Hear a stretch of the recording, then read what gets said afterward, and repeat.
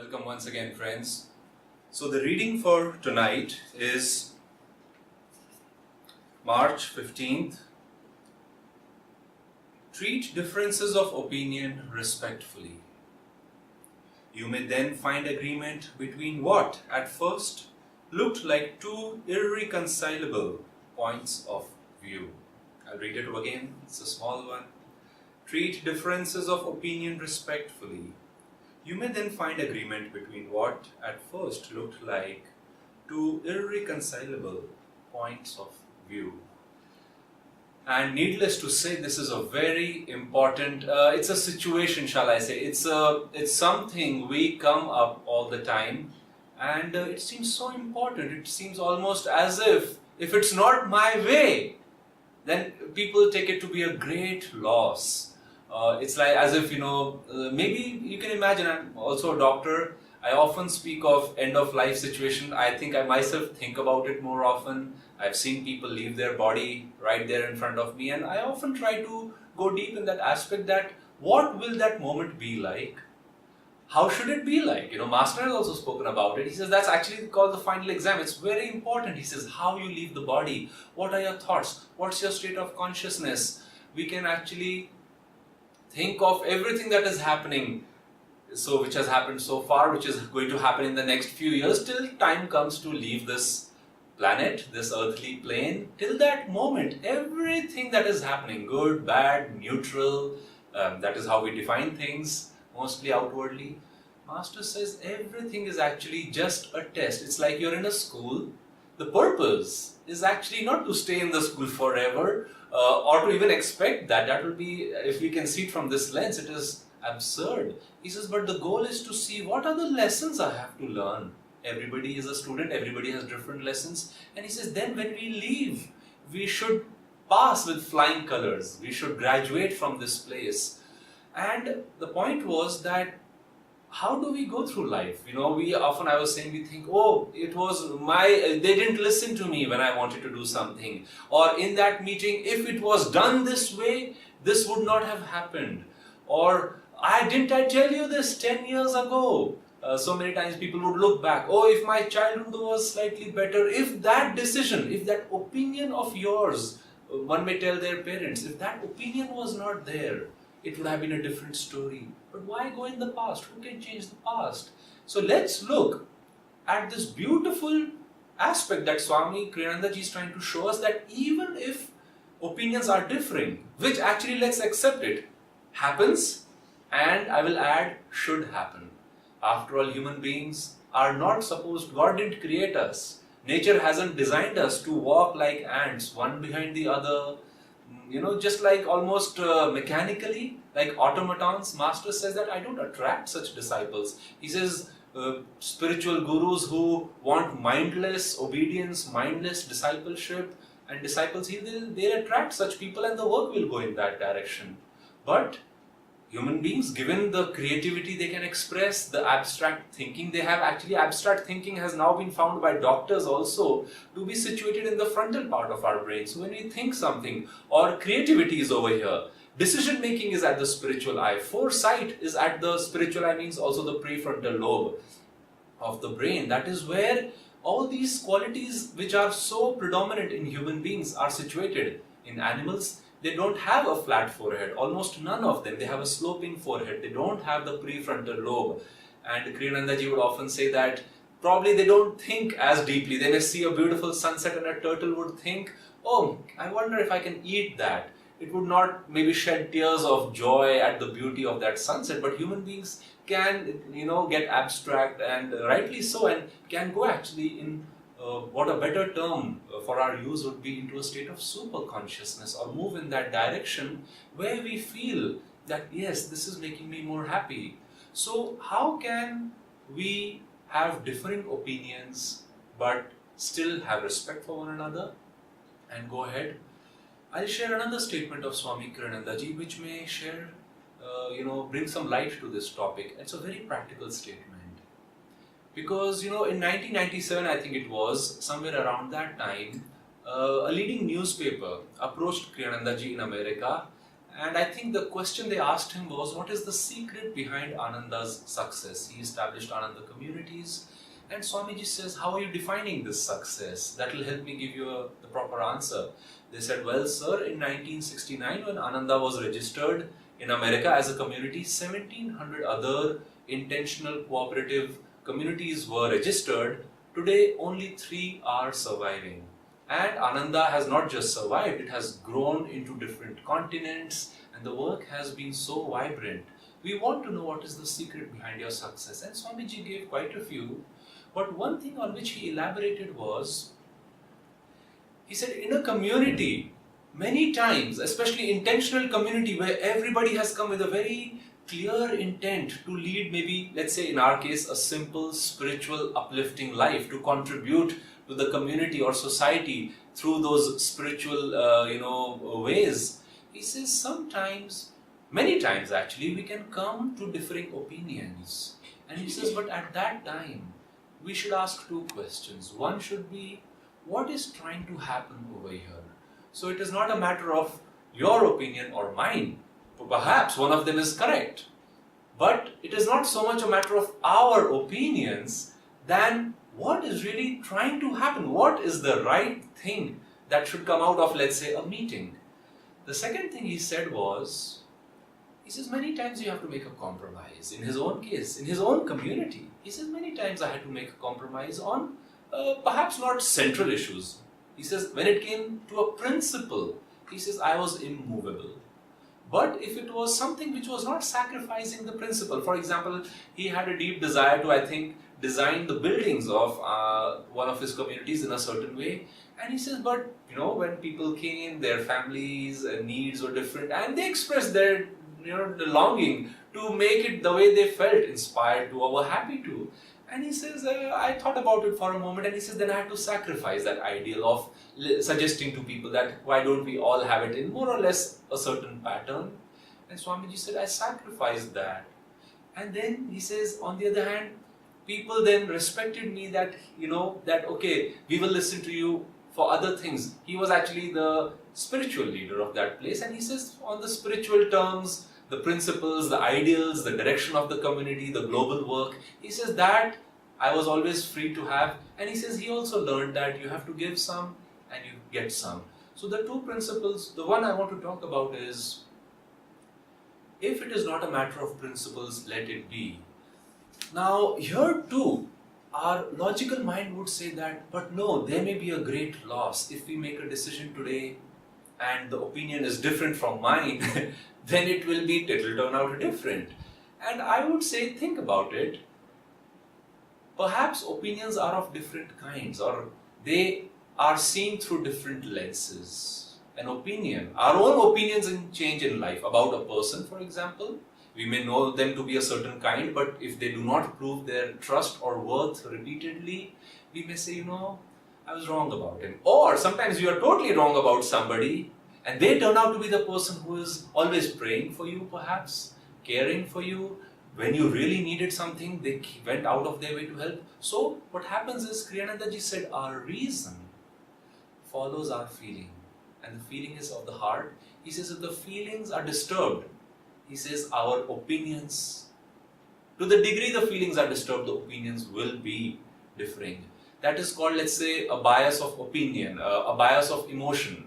Likewise, there can be a bias, or opinions can be based on intellect. Some people know more facts about something. They may say, oh no, and this time, a friend of mine told me how a very leading global company made a totally wrong market projection for one of India's best selling bikes about 15 years ago. They were launching a product, they got a market study done, and they said, no way, India is not ready for that. But the company's director said, no, I think it is ready. And he had paid them huge amounts of money to conduct that survey, and he totally overruled what they said. He says, I feel that over the time I've also been trying to feel it personally. I think this is the right time. Well, he turned out to be right. And it was a big news in the market that how could the company go wrong? They had market study of different countries, phases of economy, how they had proven that this will fail, but it turned out to be many times over a success, because opinions were based on pure intellect. Perhaps they had no understanding of really what was the pulse of the country. But now I'd like to take it one step further spiritually, because that is where Yogananda ji said we can pick up life from the highest point. He says we are not here to make this world a better place. It should become a better place. That is our prayer, and we want to play our part. But like I would say, Yogananda ji says this place is like a school. If you try to arrange it only outwardly, it's like a student telling everybody else, or the teacher telling the students, you have to do your homework. But they are not doing their part. Sooner or later, it does not work out. And we are trying to make outer changes, but we forget that positive, uplifting outer changes come from inner, transformation. So it works like that. So we are not here to change the school. This is a physical reality. But the physical reality, Paramahansa Yogananda ji said, is what is visible to our senses. And he says it's only like the tip of the iceberg. Now, what is the remaining part then?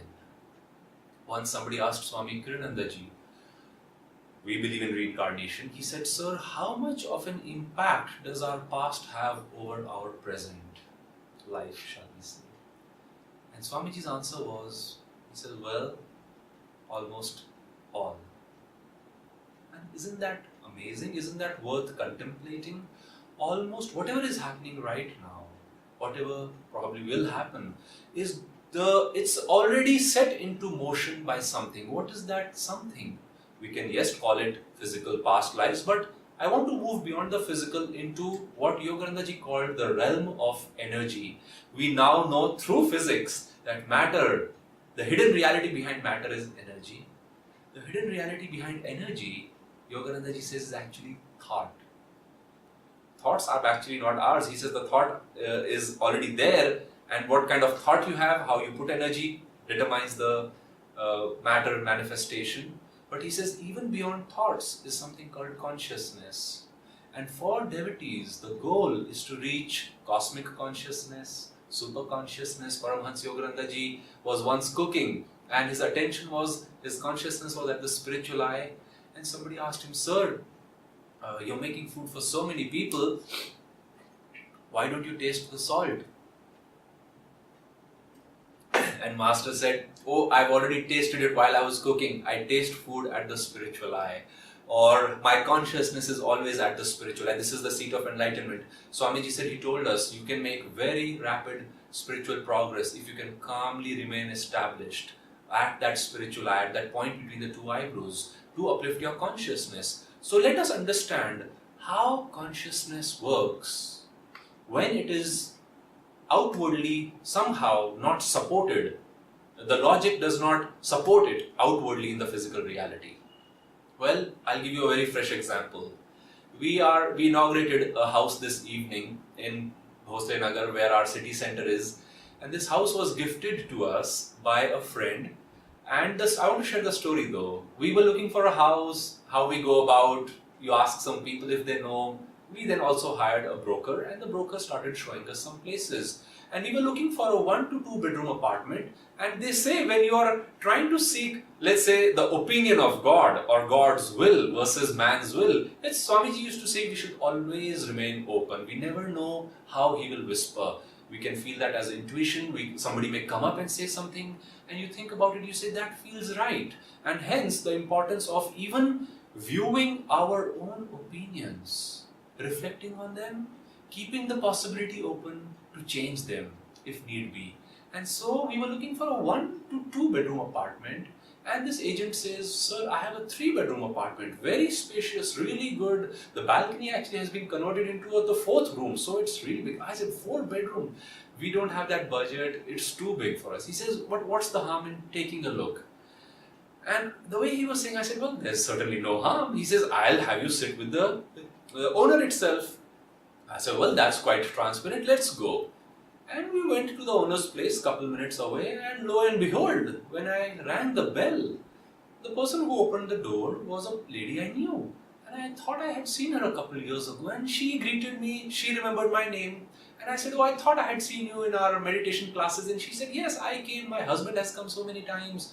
I said, really, what's his name? And when she told me his name, I said, my goodness, we have all been wondering where he was, because he was a step away from discipleship, about 1.5, 2 years ago, and then we never heard from him. I just heard 1 or 2 times an SMS or through somebody that, oh, he really wanted to take it. And I said, he was so wonderful. What happened?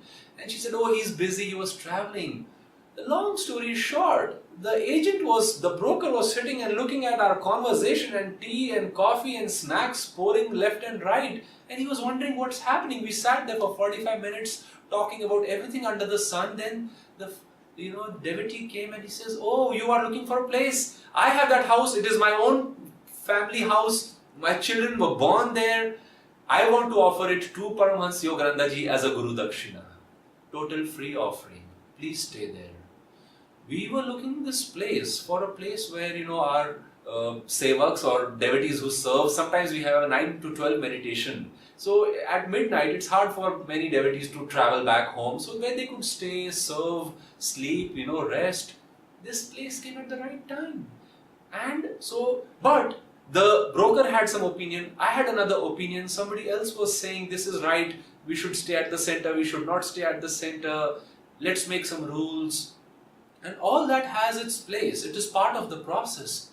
But you see, ultimately, I was telling people that Master Yogananda ji had his gaze on it and something else happened altogether. So we should remain open to that. And this family was saying that we were telling ourselves that, this is something we want to give it only to a very good family because we didn't have a good experience with the tenant who was there earlier. And again, such a beautiful example. So let's remember, friends, that when we sit, let's say, in a meeting, opinions can be different in a business meeting. They can be different in a relationship, let's say a marriage, we can have different opinions among friends. Mahatma Gandhi said a very beautiful line. He said, everybody is right from their point of view, but it is not impossible that everybody is wrong. That is such a gentle way to remind somebody that don't be too sure of yourself, especially on the spiritual path. There is no place for presumption, because God knows everything. Like somebody once asked Swamiji, does God know when we will find Him? He said, of course He knows. But He says, it does not help you and me to know that He knows. We still have to do our part. We cannot presume.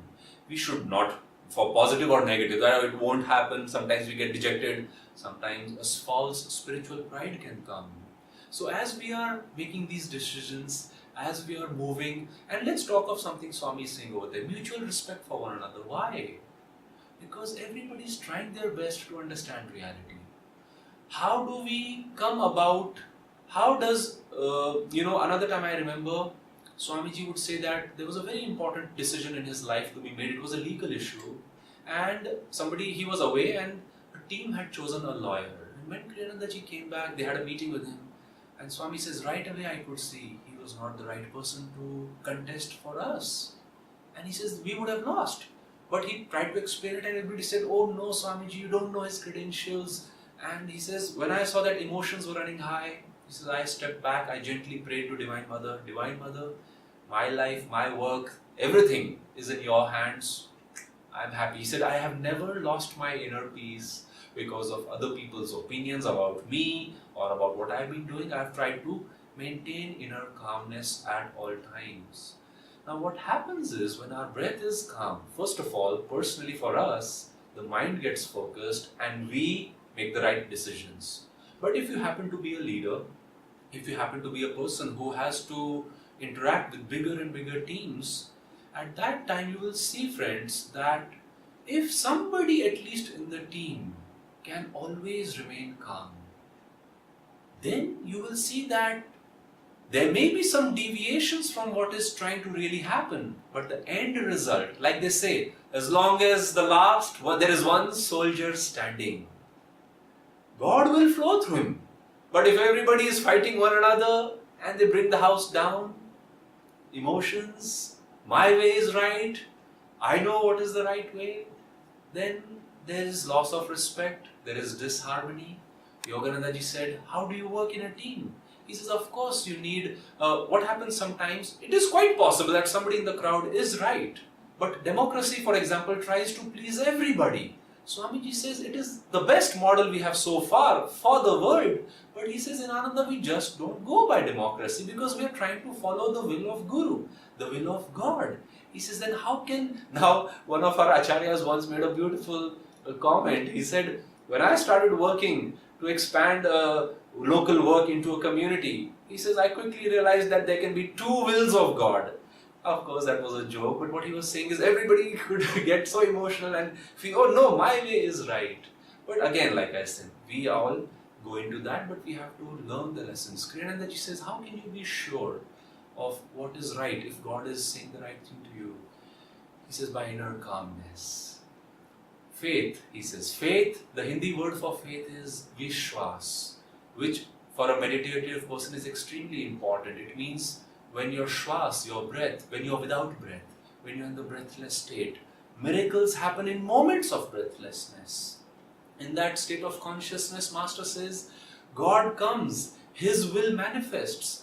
So if we can always look things little impersonally, because see, if we really only look personally, basically when our ego goes, or it is going to get malfunctioned, shall I say, in perhaps old age or because of some problem, we will have to be responsible for it. But if we understand that this ego is the biggest hurdle, that is precisely what we are trying to get rid of, then when we offer that ego, and that happens in the breathless state, he says what takes its place. Swamiji says you move from unhealthy ego to a healthy ego, and the healthy ego is one which wants to give itself up, offer itself, like Bhishma. No more fighting. I would like to return to the spirit world with God, in God consciousness. Yoganandaji says that is where God finds a clear window. He comes in and He works through channels. You, I, all of us, our mind, our body, our senses, the Bhagavad Gita declares, our voice is nothing but an instrument through which infinite streams of consciousness are coming. So our goal, as we make decisions, as we express our opinions, is to come from calmness, is to come through respect, is to always remain open, that things may turn out much better according to what other people are saying. And especially if we are emotional, I have constantly reminded myself that if I'm emotional about something, there is a personal bias over there. But this is not my work, this is not our work, this is God's work, Yoganandaji's work, Babaji's work, and we have to again and again see it more impersonally. I'll make this final point because you will say, but what about group decision making? And Swamiji wrote in the book Hope for a Better World, he says sometimes what happens, people say, okay, not my will, your will, they may tell their friend. But he says, where does that stop? Because if let's say somebody really knows the answer, and a saint often, let's say, is not very active administratively, and they may say things once or twice. Swamiji said if Master saw somebody was not open, he would not even suggest things. So Swami says if we keep letting go of our will through our opinion, which may be the right one, he says the whole group does not benefit. It becomes lackluster, it is mediocre. So what is the best way? He says we need a leader. The leader should be the final, their word should be final. Before that, all opinions have been expressed, meetings have been called, decisions. But he says if a group cannot work through a leader, with a leader, he says then it won't have that magnetism to manifest the kind of work it takes to establish, he says the work of Paramahansa Yogananda's order. Once Yoganandaji was giving roses out at a ceremony, and he had red and white roses, and he was giving one to different people, and he gave one to a lady. I think it was, let's say, the red one, and she said, oh, I want the white one. And Master paused for a moment, he looked at him, and he says, what I give, you take. Because in the Bhagavad Gita, Krishna says, your ways are not mine. In the Bible, sorry. Neither are my ways yours. In the Gita, again, Krishna says, the day of the yogi is the night for the worldly person. And might say of our consciousness, when we are not established in a calm state, we should always keep the possibility that our life be guided by the right opinion, God's or whoever's it may be, who is serving us as a friend. God bless you.